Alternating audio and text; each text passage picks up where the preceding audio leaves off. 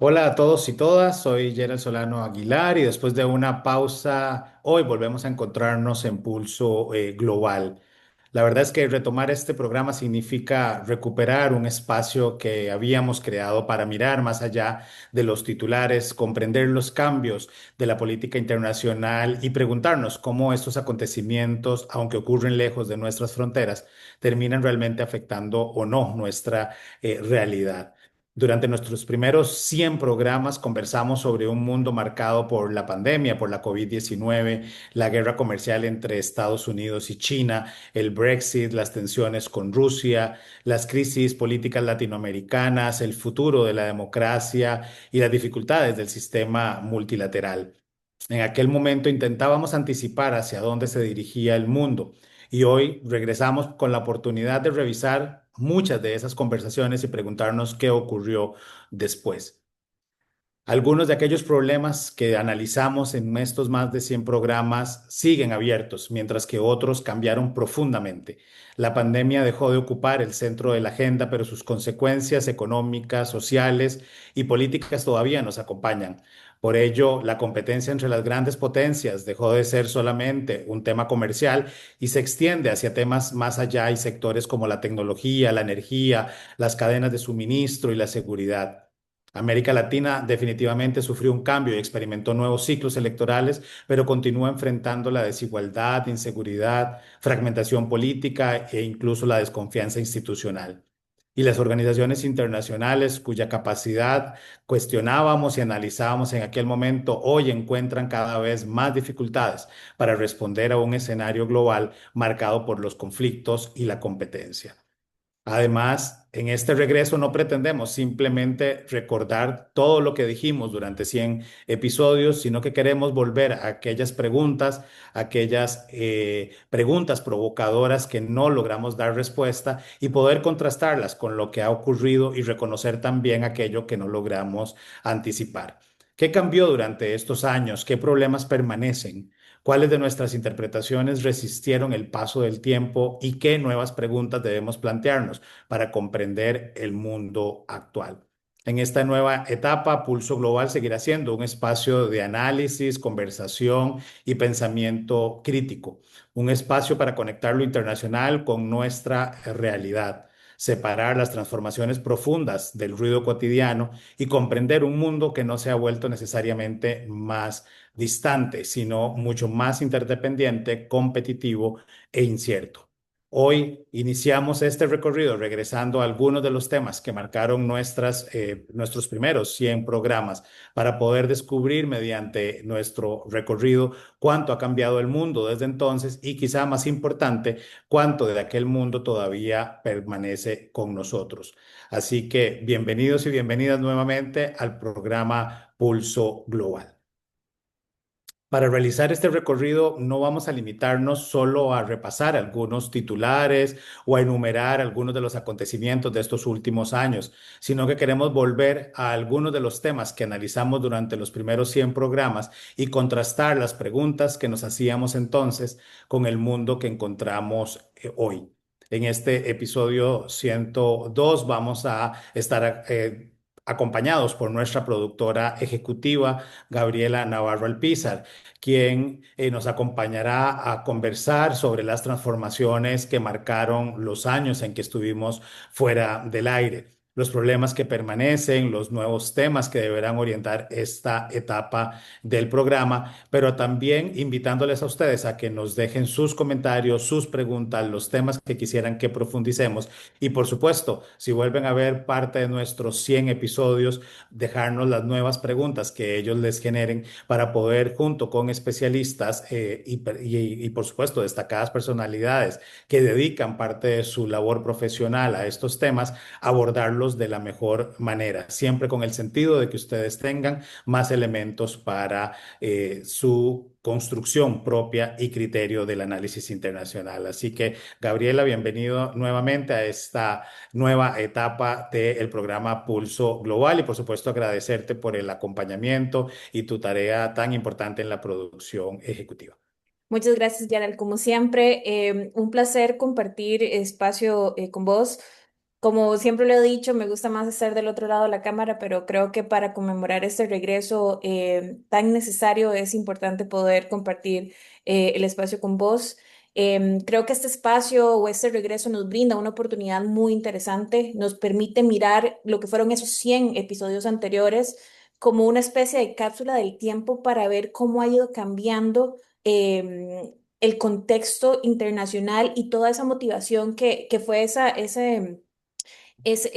semillita que te generó al inicio cuando empezamos el programa y también preguntarnos qué preocupaciones siguen estando vigentes, cuáles han cambiado, de qué forma han cambiado y qué acontecimientos han ido modificando por completo la manera en que comprendemos la política internacional. Y para este programa, cuando estaba montando el guión que nosotros manejamos y demás, creo que uno de los grandes retos era revisar esa gran baraja de programas que teníamos, los grandes temas, las grandes personas invitadas, que las personas que nos siguen en nuestras redes sociales, si no nos siguen, les invitamos a seguirnos, podíamos ver de ese lujo de personas invitadas que tuvimos en nuestros 100 programas, pero que siempre había un tema importante a analizar. Y creo que me encantaría empezar esta conversación que vamos a tener con un gran reto porque, bueno, es repasar 100 temas y un cambio constante del mundo internacional, pero me gustaría que empezáramos la conversación con la siguiente pregunta. Si tuviera que comparar el mundo que analizábamos en nuestros primeros 100 programas con el escenario actual, ¿cuál dirías vos que ha sido la transformación más importante que hemos presenciado en ese contexto?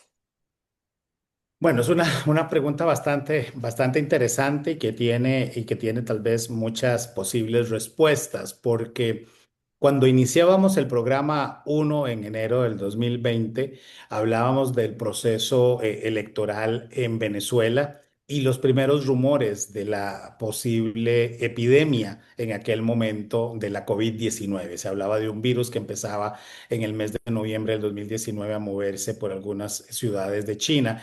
Y recuerdo que en aquel momento nuestro análisis empezaba desde esa lógica, desde América Latina, con una posibilidad de una posible epidemia que 3 meses después, 2 meses y medio después, se convierte en la pandemia por la COVID-19 y que a lo largo de estos 6 años, precisamente el mundo ha cambiado en aspectos incluso hasta sustanciales. Hablábamos en aquellos años de una América Latina muy orientada hacia la izquierda, con una Europa que empezaba a vislumbrar algunos gobiernos de derecha y algunos temores de un regreso de la derecha en esos gobiernos, recordándonos algunos tiempos oscuros del siglo XX, pero que hoy tenemos más bien una América Latina prácticamente abocada, con excepción de 3, 4 países, hacia la derecha, con una Europa desdibujada ante una guerra entre Rusia y Ucrania y en una disyuntiva precisamente entre los nuevos roles y los nuevos liderazgos que se han hecho a partir de las potencias o de la toma de decisiones de las potencias. Unos Estados Unidos liderados por segundo mandato con Donald Trump, con unas posturas bastante contrarias a lo que por muchos años del siglo XX estuvieron predicando, pues estuvieron llevando al mundo, ¿verdad? El liberalismo económico, el fortalecimiento de la democracia basada en división de poderes, con una institucionalidad fuerte y hoy más bien buscando mecanismos que le permitan concentrar el poder con un neoproteccionismo basado en la imposición arancelaria, en un discurso muy orientado, confrontativo con el caso de China. En aquellos momentos una China que todavía en el marco incluso de la OMC se veía claramente como un país en vías de desarrollo y hoy más bien viéndola en una postura de tú a tú con los Estados Unidos, ¿verdad? Diciendo, si quieren imponer un arancel de 125%, pues pónganlo, porque podemos soportarlo e incluso más, o tomando decisiones en la misma línea, prohibiendo exportaciones de ciertos productos. Es decir, la dinámica en términos de geopolíticos, en términos de poder, ha cambiado. Lo que sí me parece, y me parece lamentable, ¿verdad? Que creo que podríamos hacer un programa en este nuevo momento de pulso global es África. ¿verdad? De África seguimos probablemente sin escuchar mucho, más allá de la crisis del ébola, ¿verdad? Y las posibilidades de que se saliera en algún momento de control y se convirtiera en una epidemia y preocupaciones claras por parte de la Organización Mundial de Salud, pero que en términos geopolíticos no pareciera estar tan relevante como era la misma postura hace 6 años, ¿no? Y que tal vez con excepción de lo que está sucediendo ahorita en la parte norte de Marruecos y la frontera con la parte de España, podemos escuchar algo del tema africano, pero lamentablemente sigue siendo una región con mucho potencial, con mucho tema de analizar, con realidades bastante asimétricas, con temas complejos también de analizar, pero que pareciera todavía seguir fuera de ese mapeo, ¿verdad? De los análisis internacionales.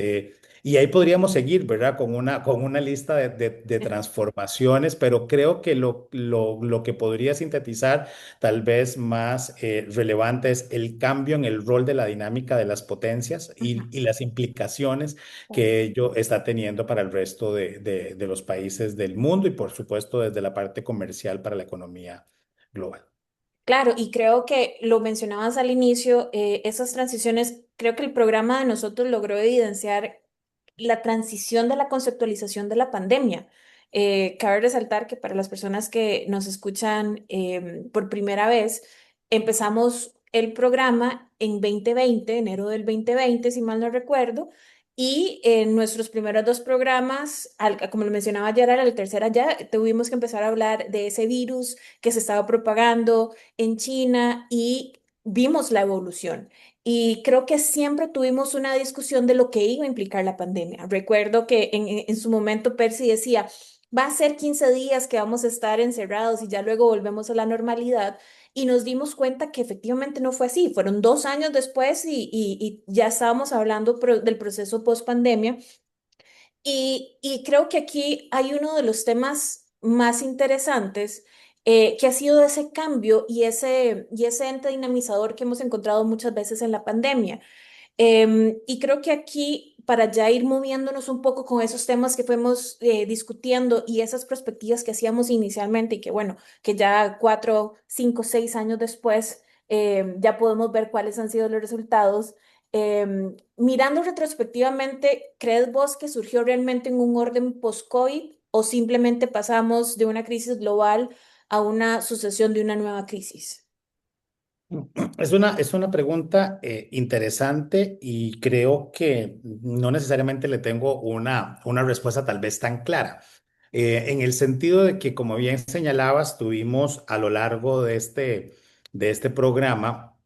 Incluso si no me falla la memoria, tuvimos que hacer como 3 partes de coronavirus. Creo que los programas lo hemos llamado como coronavirus parte uno, parte 2, parte 3, si no me equivoco, porque precisamente el tema no solo se extendió y obviamente le enviamos un saludo a nuestro querido amigo Percy Rodríguez, con quien iniciamos esta aventura hace 6 años, pero que en aquel momento lo visualizábamos, ¿verdad? En un escenario de muy corto plazo. No Ujú, nos imaginábamos, ¿verdad? Una extensión de ese tipo.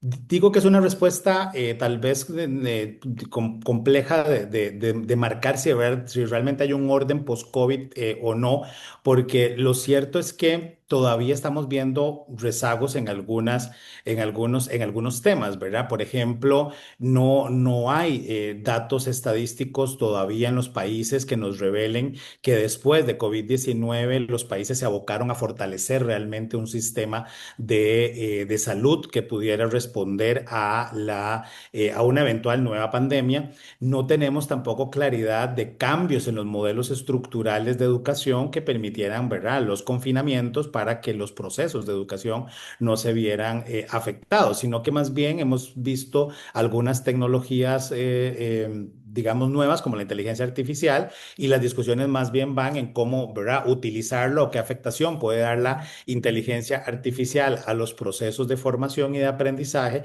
pero no como una herramienta que eventualmente podría incluso hasta servir de autodidacta en un periodo de una crisis similar a la de COVID-19, sino que estamos preocupados por temas más regulatorios, de dónde vienen las bases de datos, la información que se está manejando, o incluso lo que hemos conversado con distintos especialistas sobre el tema de la nueva alfabetización Sí. digital para poder, obviamente, utilizar de mejor manera la inteligencia artificial. Así que podríamos decir que sí, efectivamente hubo cambios, ¿verdad? Yo he manejado tesis de que algo hizo la pandemia en nuestras cabezas, ¿verdad? En nuestras formas de ver incluso la democracia, de ver los procesos de toma de decisión que han hecho que la ciudadanía en los distintos países pareciera moverse un poco más a temas de ya no pensando en los intereses más colectivos, sino un tema más de la individualidad, ¿verdad? Yo creo que ese confinamiento, eso de que había como decimos popularmente acá en Costa Rica, ¿verdad? Había que correr por su vida, ¿verdad? Córrete y salva tu vida. En aquel momento incluso con la familia, ¿verdad? Un familiar se enfermaba de COVID-19, había que encerrarlo en un cuarto, tenerlo aislado, no tener contacto, poner la comida en el suelo para no tocarla porque nos podíamos contagiar, usar guantes, ¿verdad? O hacerlo incluso en algunos casos bajo el riesgo efectivamente de contagiarse, y que dependiendo de los factores de riesgo eso podía tener una implicación de morir o no. Entonces creo que eso de alguna manera cambia, ¿verdad? Pero eso es un tema que se lo dejaré más a los psicólogos y a otras profesiones, pero sí creo que hay un cambio de cómo estamos viendo la realidad en esa lógica.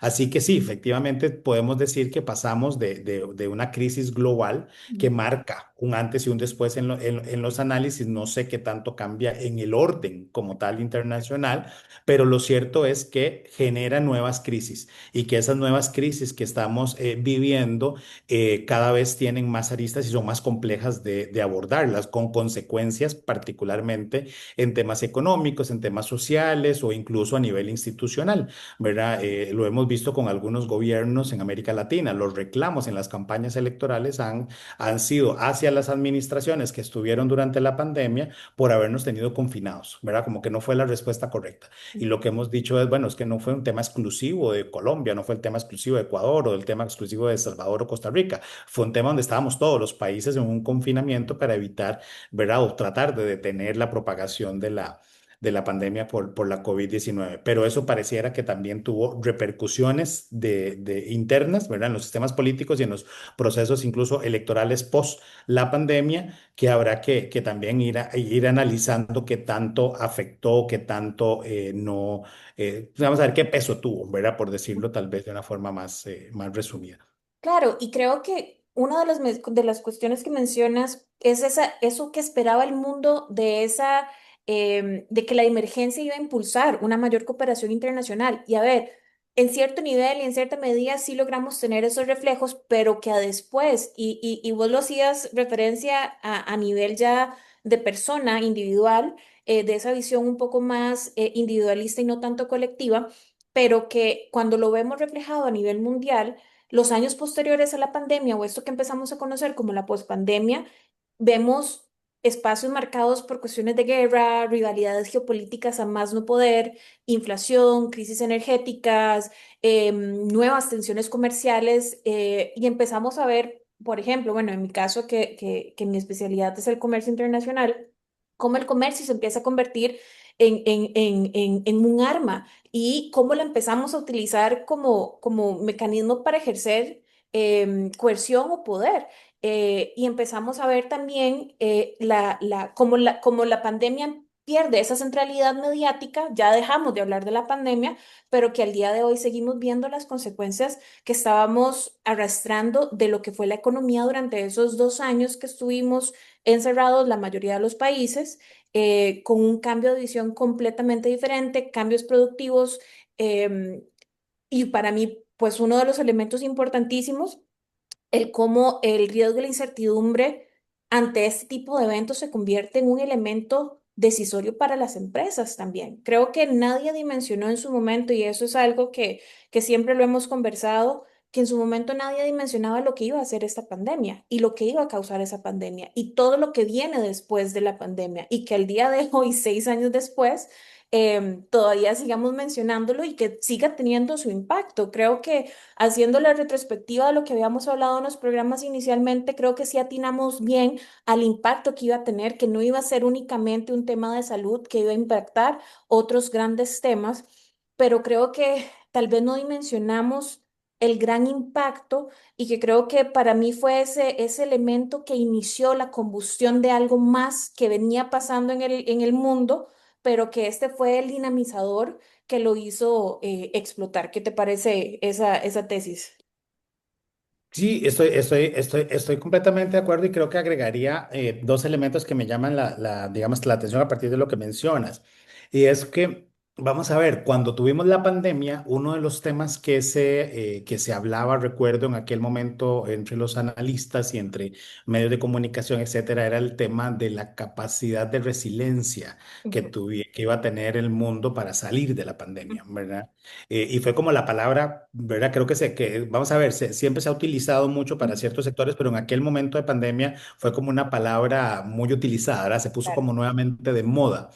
Pero creo que la misma incertidumbre que se generó a partir de un escenario pandémico hizo que se normalizara la incertidumbre también. Y esa normalización de la incertidumbre nos ha llevado entonces a que el comercio internacional se fragmente, nos ha llevado a que las relaciones entre los países cambiaran, nos lleva incluso a cuestionarnos temas de cooperación con países que lideraron la cooperación internacional. Entonces, incluso mientras hablabas, pensaba, ¿qué tanto cambió el mundo con COVID-19? Que como decíamos, sí, hay muchos cambios, pero pareciera que cambió más con la llegada de Donald Trump en la segunda administración. O sea, creo que después de la llegada de Donald Trump en esta segunda administración, se ha hablado incluso más de un desorden internacional que podría generar un nuevo orden, Claro. ¿verdad? Y que las reglas han cambiado y que en algún momento, vos bien recordarás, en otros espacios hemos analizado el tema de Estados Unidos y hemos dicho que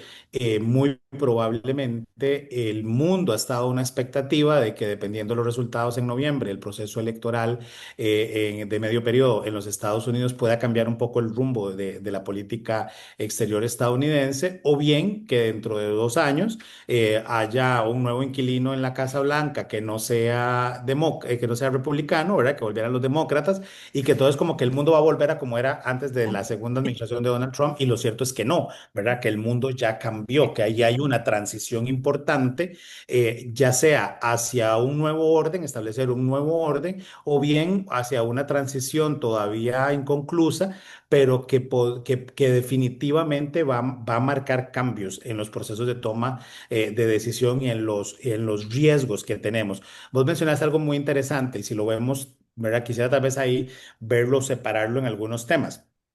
Hablaste de la cooperación, ¿verdad? Y de ver cómo la cooperación se vuelve en la respuesta o la vía para resolver problemas de magnitudes como la COVID-19 o como una pandemia por COVID-19.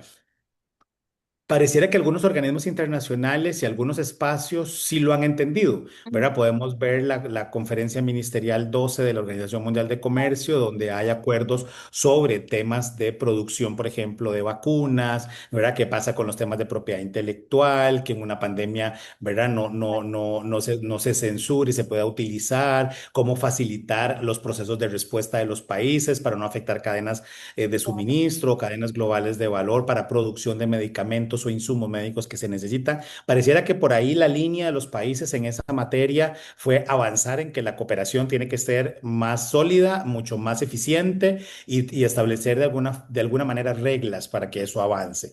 Pero en otras áreas importantes, con la llegada de Donald Trump, vemos que más bien la cooperación empieza a verse como y abro comillas, ¿verdad? Para este tema, porque es más percepción del presidente Trump como un abuso, ¿verdad? De la buena fe de los Estados Unidos y corta los flujos de cooperación con los fondos del USAID, con los fondos hacia ciertos organismos, se sale de ciertos organismos de Naciones Unidas, OMS, las un ejemplo. exigencias que le hace a OMS, por supuesto, las exigencias que hace de fondos a la OTAN, ¿verdad? Y que los países tienen que financiar más las posibles guerras, porque Estados Unidos ya no va a asumir ese rol de financista, etcétera, ¿verdad? Y entonces ahí más bien pareciera que hay un cuestionamiento a los flujos de la cooperación internacional, obviamente desde un punto de vista unilateral de Estados Unidos, ¿verdad? O sea, nosotros somos los que damos, damos y damos y la comunidad internacional se ve beneficiada, pero no está dando de igual manera. Y eso genera entonces un debate sobre también el rol de la cooperación internacional, qué áreas estar financiando o no. Recuerdo, ¿verdad? En sus primeros recortes, todos los temas de inclusión, los temas de diversidad, que empiezan a quedarse sin fondos y la gran pregunta que se le hace al electorado estadounidense es por qué nosotros tenemos que financiar, ¿verdad? Temas de derechos humanos o temas de sexualidad en países latinoamericanos o en países africanos, ¿verdad? Cuando en otro momento más bien esos flujos de cooperación eran incluso vistos como parte de la base del orden internacional que se establece después de la Segunda Guerra Mundial y que de alguna manera lo que se decía es más democracia, más desarrollo va a permitir menos conflictos, ¿verdad? En este discurso pareciera más bien entonces ya no vamos a dar más cooperación, cada quien resuelva como puede, pero manteniendo asimetrías que el mismo modelo económico a nivel global ha ido generando cada vez un aumento de esas asimetrías, ¿verdad? Y lo hemos visto en países como los nuestros cercanos, ¿verdad? Costa Rica en los 80, 70, 80 manejaba una clase media muy grande, muy fuerte y en los últimos años se ha ido reduciendo, se ha ido debilitando y quien tiene recursos ahora tiene más recursos y quien estaba en esa clase media con oportunidades pareciera que empiezan a desdibujarse y que no necesariamente es para pasar a la clase alta, ¿verdad? O a la Ujú. clase con mayor concentración de recursos, sino más bien a índices o indicadores un poquito más bajos. Vemos con más dificultad poder acceder a ciertos productos o a ciertos empleos, etcétera. O sea, es decir, los casos parecieran agudizarse en algunas regiones, pero lo cierto es que estamos en esa transición inconclusa, creo que puede ser un buen término de utilizar, ¿verdad? En esa nueva conformación del orden global. Y ahí recuerdo, por supuesto, un episodio que tuvo muchísimo éxito, el de doña Esther Barbé, ¿verdad? Que pueden volver a revisar y que en algunos momentos en sus textos, doña Esther Barbé ha dicho precisamente que este orden o los cambios en el orden internacional, ¿verdad? En el sistema internacional, muchos ha sido mediante guerra, ¿verdad? Y guerra sistémica. Ujú. Entonces, ahí algunos analistas también se han preguntado si en este siglo XXI lo que vamos a requerir es una guerra sistémica para ver un nuevo orden internacional o si el orden internacional realmente se va a lograr hacer. No voy a decir que por consensos, porque es una palabra satanizada en el espacio multilateral, pero sí a partir de tal vez acuerdos más pacíficos en el marco de la negociación que pueda promover las mismas Naciones Unidas, ¿verdad? Y ahí habrá un gran reto para quien sea la próxima persona que ocupe la Secretaría General de Naciones Unidas, proceso que dará formalmente inicio a partir de septiembre y que por supuesto estaremos analizando y dando seguimiento desde Pulso Global. Creo que para cerrar ese tema y seguir avanzando, porque bueno, cantidad de temas tenemos y tiempo es el que nos limita, eh, me robó una de las palabras tuyas que fue la normalización de la incertidumbre. Creo que la pandemia nos deja eso y para mí es como el principal aprendizaje que tenemos y no sé qué tan positivo, qué tan negativo sea, porque creo que eso nos ha forzado a cambiar la perspectiva y la forma en que estamos acostumbrados a ver las cosas. Y que creo que para mí es ese resumen que vos decías de cómo lo podemos cerrar. Otro de los temas que mencionabas, y bueno, evidentemente lo cubrimos ampliamente en nuestros programas, justamente es esa dinámica de la relación entre Estados Unidos y China, y que también para vos y para mí es vieja conocida porque la tenemos cubriendo desde el 2016-17 a nivel de publicaciones académicas y demás. Pero con el paso de los años y con la diferencia, las diferentes coberturas que le hemos hecho, ¿crees que ha cambiado? ¿O qué elementos crees que ha cambiado para que pasáramos de hablar de una disputa comercial a una disputa más bien en temas de tecnología, en temas económicos, en temas financieros, en temas geopolíticos? Una disputa que, si bien cuando empezamos esa discusión nos centrábamos en esas tensiones entre ambos países, esa guerra comercial que tanto hemos hablado, y que al día de hoy lo que estamos viendo es que va mucho más allá y que, como vos lo mencionabas en intervenciones anteriores, que le ha permitido a China ponerse de ese tú a tú con Estados Unidos a nivel comercial. ¿Qué crees que ha cambiado para que esa disputa se haya ido haciendo mucho más amplia de lo que inicialmente la percibimos? Vamos a ver, pensaría y diría que el mayor cambio radica en el rol de China en el sistema internacional. Siempre que conversábamos sobre este tema con varios amigos analistas y por supuesto vos y yo que hemos investigado sobre este tema, decíamos, bueno, es que China ha tenido un crecimiento importante, es que la dependencia de los Estados Unidos hacia ciertas producciones e insumos o hacia la capacidad de ensamblaje que puede tener China en términos de costos, en términos, ¿verdad? De sus líneas o cadenas de producción, hacen que esto se abarate. Y ahí retomo tal vez nuevamente la pandemia. Cuando pasa la pandemia y China cierra fronteras, prácticamente se decía, se cerró la maquila del mundo y el término era maquila, ¿verdad? Que en algún momento hasta se decía como en un tono peyorativo, ¿verdad? De tal vez muy bajo valor agregado, no muy muchas, ¿verdad? Pensando mucho en las maquilas de los 50, 60 en los países de América Latina, ¿verdad? Donde nos llegaba la tela, hacíamos el pantalón y el pantaloncito se iba para Estados Unidos para ponerle la etiqueta y ya volver con un precio 5 o 6 veces más caro de lo que había costado producirlo en una zona acá en Costa Rica dedicada a los temas textiles.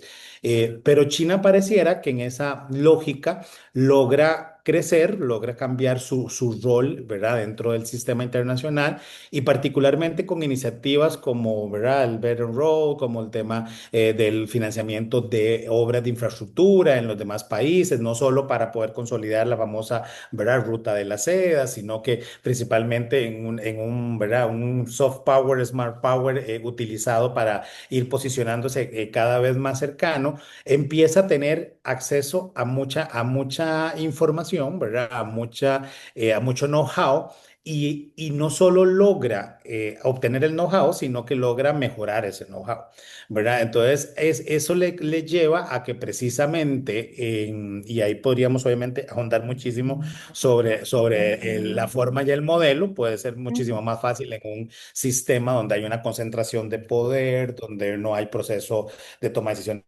tan, ¿verdad? Digamos, tan transparente como en otros países, donde hay una inversión o participación estatal muy fuerte en las principales industrias de las áreas tecnológicas, a diferencia de lo que puede pasar en Europa o en Estados Unidos, hace que esa tecnología deje de ser vista o deje de ser hecha, como se decía popularmente en los noventas y principios tal vez de este siglo, ¿verdad? De una copia. ¿Verdad? Y que la gente decía, no, bueno, compre tal cosa porque es una copia y es una copia china barata, ¿verdad? Y entonces, si se dañó, se perdió, pues fácilmente la compra uno y la restituye. Hoy en día, esa lógica de copia ha sido una copia tan perfeccionada, ¿verdad? En términos tecnológicos, que ya tiene su valor propio. Y eso hace que entonces compita en un desarrollo tecnológico, como mencionabas, con Estados Unidos, incluso superando en algunas áreas, en algunas partes tecnológicas. En lo económico, definitivamente se convierte en la segunda economía del mundo, lo cual le da un posicionamiento o digámoslo así, una especie de poder, ¿verdad? Para llevar un pulso con los Estados Unidos distinto y eso hace que entonces en tema económico financiero ya China no se vea de la misma manera en una mesa de negociación y que obviamente hay proyecciones de que si se mantiene ciertos indicadores de los Estados Unidos en la misma lógica actual, China probablemente en pocos años va a superar a Estados Unidos y se convertiría en la primera digamos, potencia económica, ¿verdad? Y eso entonces cambia un poco el rol de cuando China golpea una mesa. Y obviamente en términos geopolíticos eso tiene un impacto. ¿Qué otra cosa cambia? Que viene un poco la pregunta en la geopolítica. China, volvemos a lo mismo, en su política exterior de no intervención, de cooperación, de buscar, ¿verdad? Los espacios más de ayuda y no de confrontación o de imposición, logra consolidar una serie de alianzas en distintas partes del mundo, ¿verdad? Rutas importantes para comercio, rutas importantes para petróleo o para gas con países africanos, con algunos países europeos, en zonas estratégicas en América Latina y particularmente mediante algunos acuerdos comerciales ha logrado garantizarse el suministro de de las famosas tierras raras, ¿verdad? O los minerales estratégicos para la producción de tecnología. Mientras, por su parte, Estados Unidos se va quedando de alguna manera rezagada en esa misma dinámica o en esa misma lógica, porque su política exterior históricamente ha sido más de intervención, más bélica, más impositiva, y eso hace que de alguna manera se hayan generado resistencias también a esa lógica. Y no podríamos dejar de señalar algunos errores desde lo estratégico de las administraciones Biden y de la última administración tal vez de Obama, donde su concentración fue mayormente hacia algunos países y algunos puntos más enfocados hacia Asia, sudeste asiático y Europa, y dejando olvidado de lado América, por ejemplo, América Latina, y en eso, y África, por supuesto, y en esos momentos, entonces China empieza a tener mayor presencia. Y cuando Estados Unidos se da cuenta, tenemos a China popularmente, como decimos, metido en el patio de la casa. Y entonces eso hace que obviamente la administración Trump o la segunda administración Trump tome acciones mucho más contundentes para tratar de frenarlas, que han sido o que pueden ser cuestionadas, ¿verdad? En términos de la forma, etcétera. Sí, por supuesto que podríamos ahondar en eso, pero lo cierto es que se dan cuenta ya tarde, ya cuando están, ¿verdad? Como decía popularmente, ¿verdad? La frase más coloquial en el patio de la casa, y entonces sacarla no ha sido tan fácil, porque como bien señalabas en la primera parte del contexto de lo que hemos hablado en Pulso, hoy el mundo es todavía más interdependiente que hace 6 años cuando empezábamos nuestros episodios, y eso entonces hace que los procesos sean más complejos y mucho más complejos incluso para países como los nuestros, que mantenemos relaciones políticas, comerciales, ¿verdad? Y de varios tipos con los dos países, con Estados Unidos y con China. Sí, creo que ahí, bueno, es uno de los temas que vos sabes que me han apasionado los últimos años y que han absorbido muchas de nuestras discusiones y conversaciones, incluso a nivel académico, tenemos ya varios artículos publicados sobre el tema, y que ver esa transición y sorprenderse cada vez que uno decía cómo menospreciaron tanto el crecimiento de este país, cómo no le pusieron atención, cómo no les atiamparon y por qué tienen que estar reaccionando hasta ante estas acciones que han venido cultivándose desde los 70. Son cambios que no fueron de un día para otro, fueron cambios que China las ha empezado a hacer. Y elementos que vos mencionabas, recuerdo cuando leía por primera vez el Made in China 2025, el plan quinquenal que asumía Xi Jinping inicialmente en esos procesos de transición donde decía queremos ser los productores del mundo, queremos que el mundo recurra a nosotros, lo logran.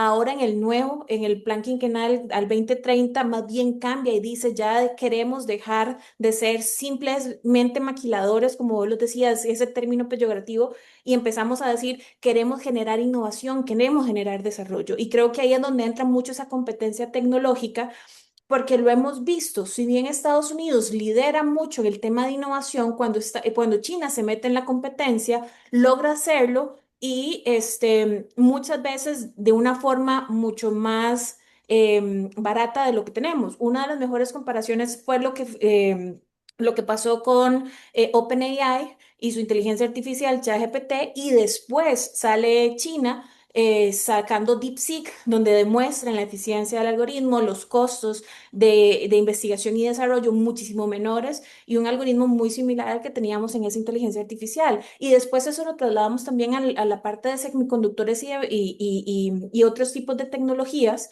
que ha sido esa lucha y esa competencia y que al fin y al cabo lo que nos deja de enseñanza es que la tecnología en este momento, en nuestra coyuntura actual, se ha convertido en un componente central del poder económico de los países, porque está asociado a temas de seguridad nacional. Veamos en el caso de Estados Unidos actualmente, todo tema asociado a tecnologías están vinculadas con seguridad nacional y están protegidas bajo esta normativa. Y por eso es que vemos prohibiciones de exportación, restricciones, aranceles altísimos, todo el recambio que hace Donald Trump al CHIPS Act. que Biden había implementado en su administración y decir, ok, no, aquí lo que buscamos es manufacturar hacia adentro y todos los cambios que ha ido generando justamente porque se ha ido vinculando a esa necesidad. Hemos visto esa transformación y ojo, acá hay algo muy importante, no es solamente la disputa entre China y Estados Unidos, eso también ha permeado a otros países.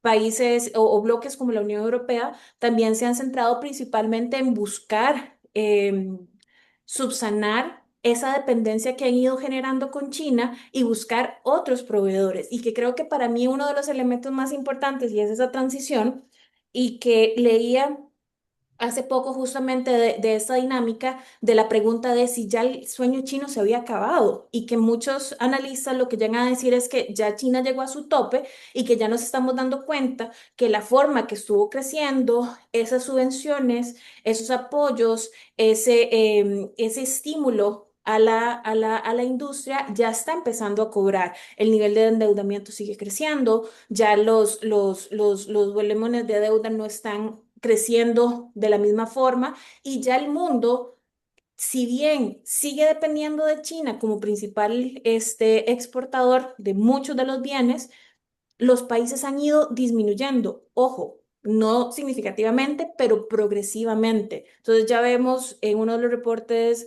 de Mercatix en una página de Alemania que ve la dinámica de la industria europea con China, donde la dependencia de los productos de China ha ido disminuyendo paulatinamente los últimos años, donde vemos efectivamente que el mundo ya más bien se ha ido preparando ante esa incertidumbre que hablábamos anteriormente, generada también por la pandemia, porque si bien siempre he dicho y he mantenido la tesis que la pandemia llegó a visualizar algo que ya todo el mundo sabía, pero que nadie quería aceptar, que era esa dependencia constante a China y que en el momento que un elemento como la pandemia llega a pasar, empiezan a haber cierres, nos damos cuenta del nivel de interconexión e interdependencia que tenemos, cómo nos llega a perjudicar absolutamente todos. Recuerdo los primeros artículos que se publicaban alrededor de eso, de la dinámica y los cierres en Wuhan cuando empieza la pandemia, la primera industria que se vio afectada fue la industria automotriz porque era la que venía justamente los productos que se manufacturaban en Wuhan.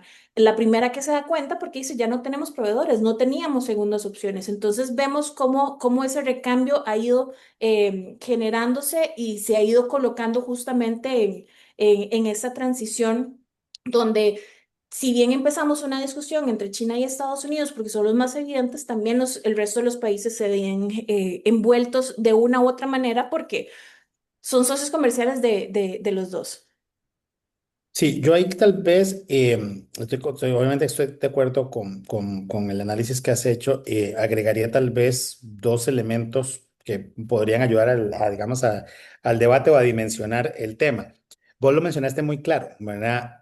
China logra trabajar por su modelo político en planes quinquenales, Ujú, ¿verdad? O sea, es decir, ellos no tienen esa transición entre una administración y otra, entre un cambio de ujú, gobierno y otro. Entonces, digamos que de alguna manera esto permite una planificación estratégica más en el tiempo, con algunas mediciones más sencillas de logros, ¿verdad? Mencionabas el plan 2025, ¿verdad? Vamos a dejar de ser maquila y vamos a colocarnos, ahora más bien hablamos de desarrollo, ¿verdad? Entonces, eso probablemente es resultado del análisis de qué tanto fuimos dejando de ser una maquila textil o de maquila de insumos de bajo valor agregado a convertirnos más bien, ¿verdad?, en un desarrollador de tecnología o una perfección de tecnología. En democracia, ¿verdad?, en un modelo más como, como en Europa o como el estadounidense, ahí hay un gran reto, ¿verdad? Como bien señalabas, el caso del Chip Act.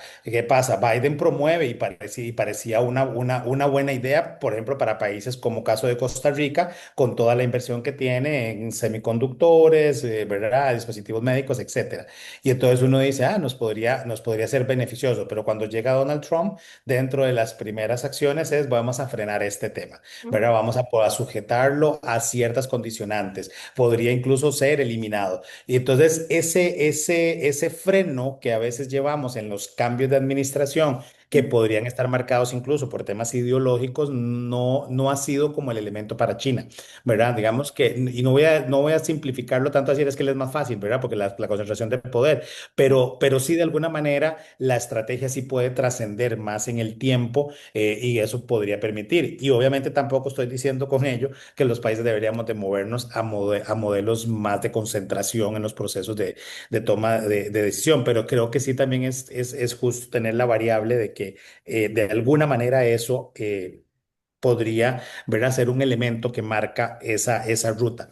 Lo segundo es, obviamente, lo que hemos hablado, la normalización de la incertidumbre, pero esa incertidumbre empieza también a generar de alguna manera frenos a temas de desarrollo, ¿verdad? Por ejemplo, no va a ser sencillo para una gran empresa, para una inversión, cuando tiene un presidente que no se sabe si va a imponer un arancel, si va a cerrar la frontera, si va a empezar una nueva guerra, si le va a dar continuidad a la guerra, si hoy dice sí, mañana dice no y pasado mañana vuelve a decir sí. Eso tiene un impacto que no se mide de forma inmediata, ¿verdad? Pero que definitivamente en 3 meses, 6 meses, eso tiene, ya empezamos a ver las repercusiones. Entonces, cuando Donald Trump amanece y dice, ¿verdad? Liberation Day, vamos a imponer una serie de aranceles, obviamente eso empezamos a verlo unos meses después. Luego la corte dice, usted se sobrepasó de sus posiciones y entonces, ¿qué pasa con todo lo que se recaudó de esos aranceles? ¿Cómo se va a devolver? ¿Qué mecanismos podemos, qué tan fácil es? Y él lo que dice es, voy a buscar una nueva ruta, una nueva forma para poder imponerlo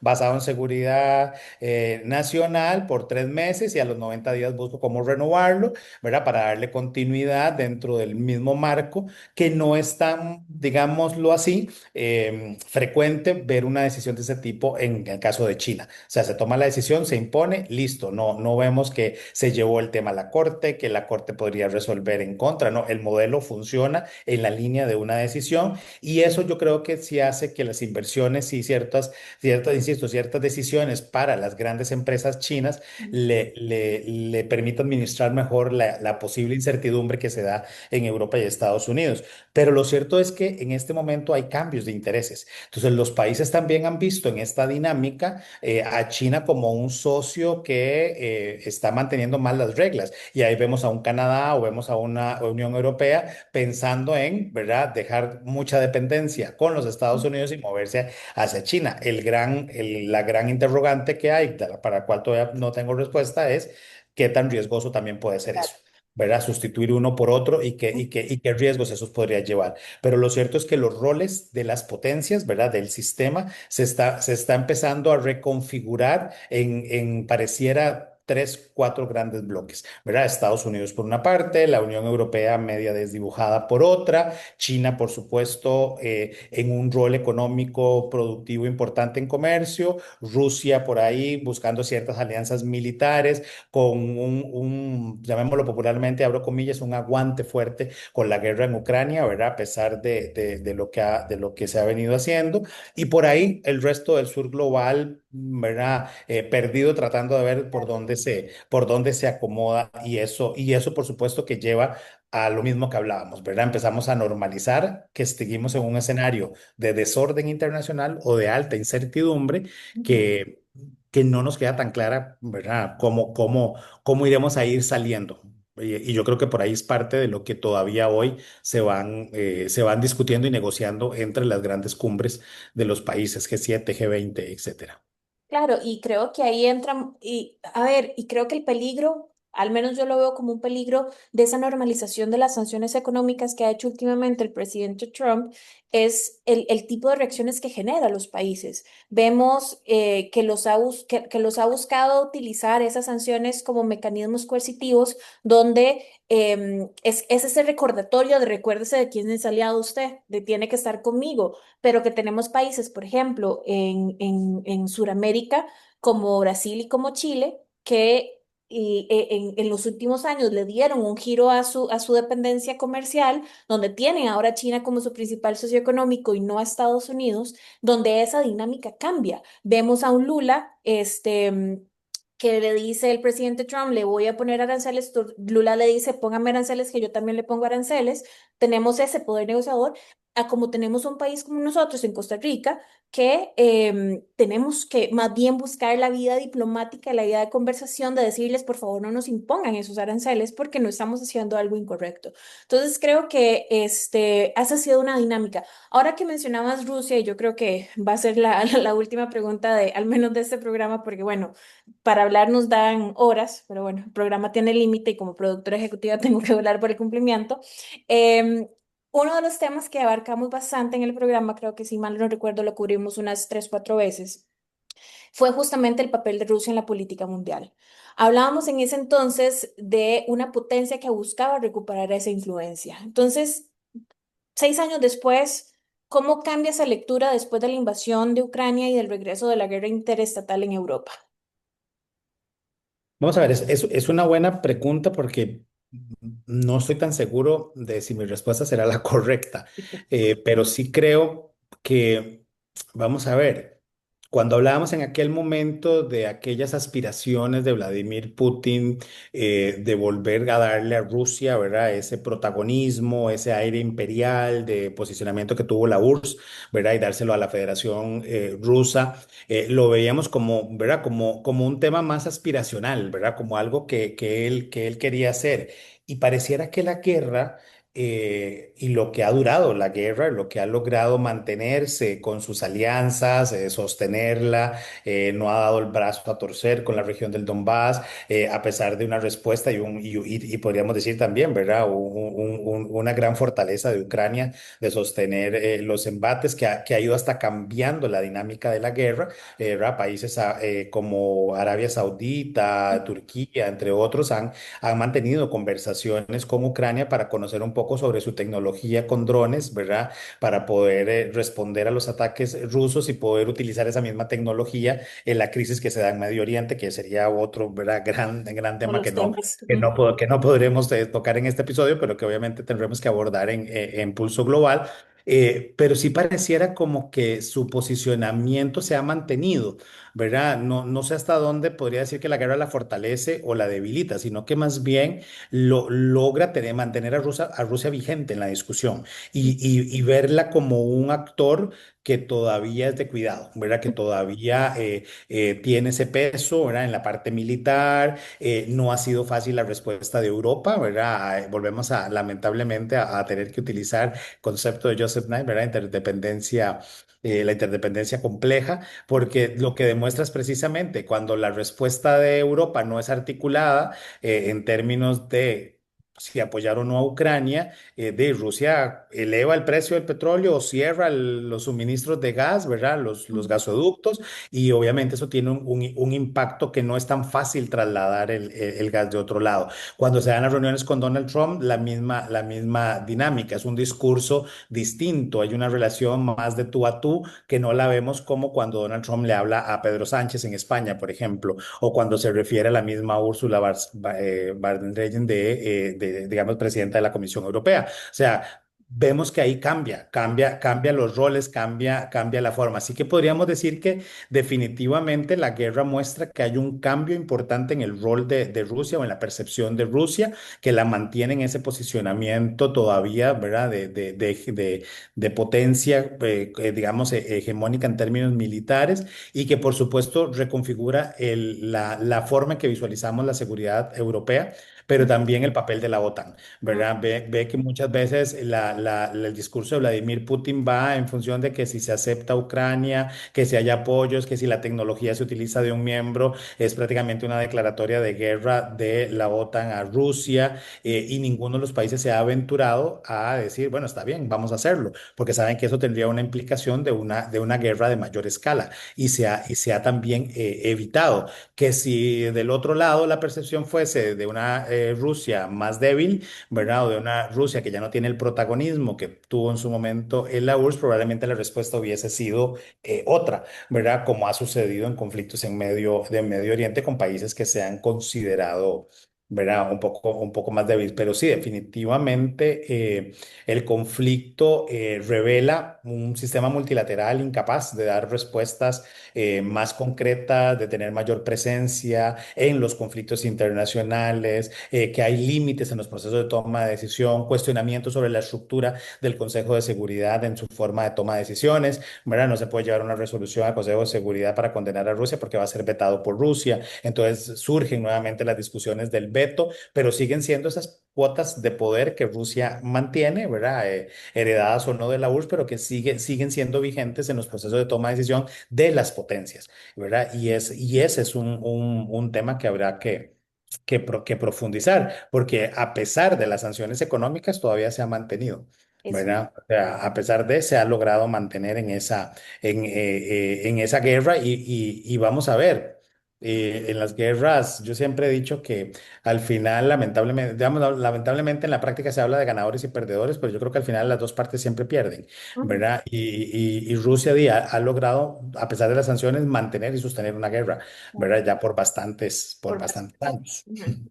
Sí, no, y creo que esa de la parte de la resistencia a las sanciones económicas, a ver, creo que nos refleja justamente ese cambio, porque creen que bloqueándole, diciéndole no vamos a permitir transacciones, vamos a bloquear el sistema de transferencias internacionales. ¿Qué es lo que hace Rusia? Dice, no puedo servir esto, busco otra opción. Y creo que más bien esa sobreutilización de las sanciones económicas, de la forma que la hemos visto en los últimos años, más bien ha empujado a ese surgimiento de ese bloque o esa coalición que vos mencionabas de países que se han aliado, que han seguido con Rusia comerciando, que han seguido y han mantenido y que más bien le ha permitido a Rusia extender eso y bueno, en evidencia queda esa dependencia energética que tenía la Unión Europea con Rusia y que creo que para mí es uno de los principales elementos del por qué o sea, no han tenido un nivel de intervención muchísimo más profunda porque al fin y al cabo, lo mencionabas,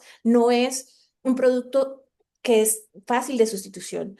Creo que en este caso, esa sobreutilización de las sanciones económicas han revelado que el poder financiero que Occidente en algún momento llegó a pensar ya no lo está teniendo, ya no han sido lo suficientemente coercitivas o con un peso suficientemente fuerte para desincentivar o desmotivar a Rusia a seguirlo. Más bien lo que ha impulsado es buscar nuevos aliados en este proceso, donde China, bueno, acá ha fungido como un aliado estratégico que ha sido el gas que no le compraban, pues lo está obteniendo. Otros países en Medio Oriente que más bien dicen necesita insumos, también los vamos a estar accediendo. Entonces, creo que esa búsqueda y esa reacción de Rusia de ir reorientando su comercio le ha permitido también tener esa, esa longevidad durante este conflicto. Creo que entonces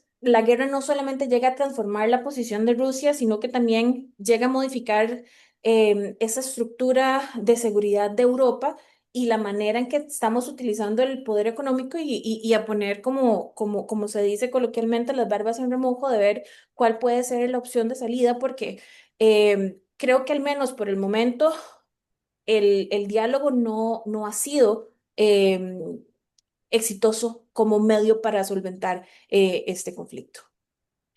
Sí, y yo ahí tal vez agregaría a esta última, bueno, a lo anterior que decías antes de esta última frase, y es quiénes son los aliados de Rusia. O sea, que me parece que eso también es un tema interesante, ¿verdad? Su acercamiento con Corea del Norte, su acercamiento con China, los acuerdos que ha ido firmando, ¿verdad? De apoyo y de asistencia recíproca en caso de, ¿verdad? De alguna manera sigue siendo esa que decíamos transición inconclusa, ¿verdad? A ese reordenamiento del desorden internacional en el que estamos y que también empieza a vislumbrar de alguna manera ciertos bandos, ¿verdad? Y que son bandos de cuidado en el sentido de, ¿verdad? ¿Quiénes son esos aliados? ¿Qué capacidad podrían tener? ¿Qué es lo que la comunidad internacional o el resto de la comunidad internacional piensa, teme de estas alianzas y que por lo tanto las posibles respuestas podrían tener impacto mayor? Pero bueno, Gaby, creo que fuimos bastante ambiciosos, ¿verdad? Queríamos abarcar en este episodio 100 programas, ¿verdad? Un poco más de 100 programas con muchos temas. Nos quedaron muchísimos temas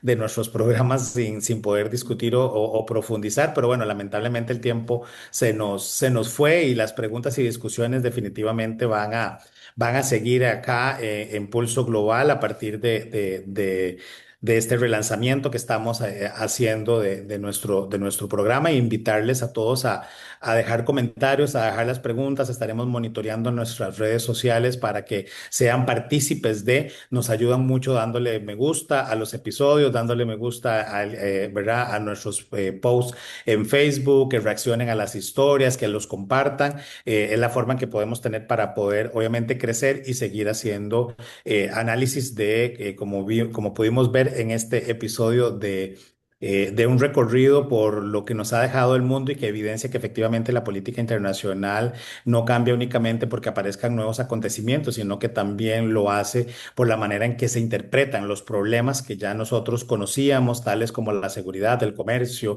la democracia, la tecnología, las relaciones entre las potencias.